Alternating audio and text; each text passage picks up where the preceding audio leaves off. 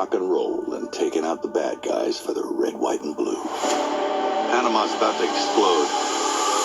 Welcome to the jungle! Hello everybody, welcome back to Screenstars. I'm here today to bring you my review for the 2022 action film Panama, a film that is directed by Mark Neveldine and it stars Cole Hauser and Mel Gibson. Now the film focuses on Cole Hauser's character Becca, who is an ex-Marine who is hired by Mel Gibson, who is like a defence contractor sort of thing. The former colleagues from the past, military past and things. He sends him out to Panama essentially to complete an arms deal. And in the process, the invasion of Panama and everything takes place and he gets drawn into all that, so on and so forth. Lots of shooting, lots of explosions, and lots of betrayal. Right. What are my thoughts on Panama? Well, I saw the trailer for this a couple of weeks ago. I thought it looked decent. Now, I'm a big fan of Mel Gibson. I know he's got a patchy past in regards to his bad behaviour and all this kind of stuff. But I personally think he's still got an awful lot to offer in regards to movies, directing, you name it. And I'm getting a little bit jaded seeing him popping up in like these low budget movies now. I'm starting to get a bit worried. Because genuinely, I think he's got a lot to offer movies still, Mel Gibson. And while you could argue there are other stars like Bruce Willis and others that don't necessarily give their best in these movies, my experience of watching Mel Gibson in these movies is, he still is professional and he still actually gives a performance. And usually in these type of movies, he's the best thing in them. It's no different here, really. And the major problem I have with this, well, there's a lot of problems I have with this film. And right off the bat, guys, this is not, it's not a good film. It's certainly not going to stand out in a crowd when it comes to action films, certainly these days. It's generic, it's dull, it's got some of the worst dialogue I think I've heard for a long, long time. This macho, cheesy dialogue that really grinds me. It's really cringy. But the major problem as well, one of the major problems I have with this film is the film is kind of based on Cole Hauser's character, Becca. Now, I have nothing against Cole Hauser. I don't know an awful lot about his career. I remember him from things like Pitch Black, and I think is he in that TV show with Kevin Costner? I'm not sure what it's called. So, he's a decent enough actor, I'm sure. I just didn't buy him as this action lead here in this film. And to me, he's playing like this burnt-out ex-Marine who's lost his wife.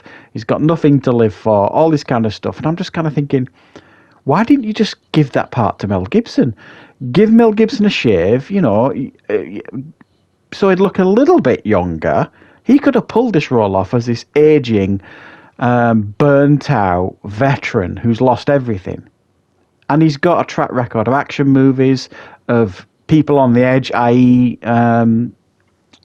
His Lethal Weapon character, Martin Riggs. He's got a track record for doing this. And I think this film would have been infinitely better with Mel Gibson in the lead role.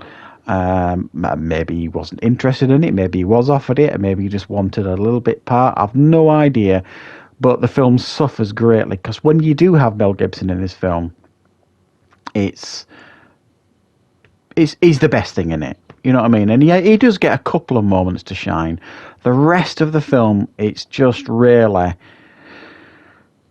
dull shooting with the worst. I mean, honestly, I can really struggle to get past the dialogue. Literally, it's full of macho guys stood right out in the open, screaming at the top of the lungs, "Welcome to the jungle," and then opening fire on people. I'm just like, you would barely have got away with that in the 80s. It was shocking. It was like, I couldn't believe the action scenes were so dull and so unimaginative and so old-fashioned a lot of the time.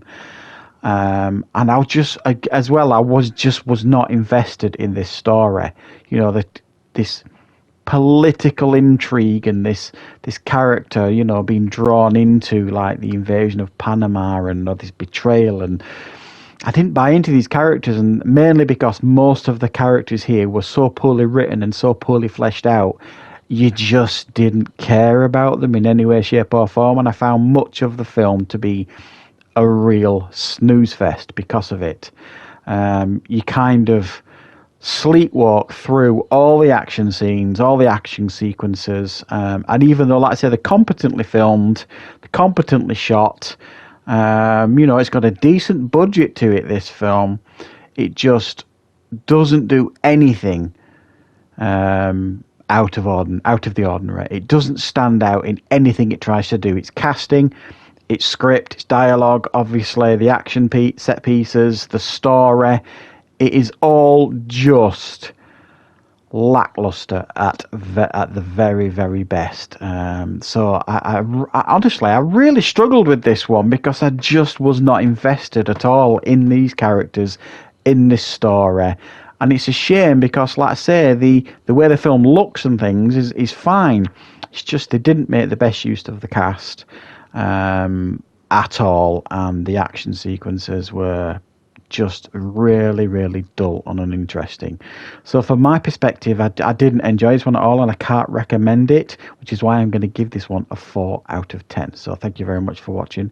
I hope you enjoyed the review. If you've seen the film or you want to watch the film, let me know in the comments, and of course I'll be back with plenty more content on the channel very, very soon.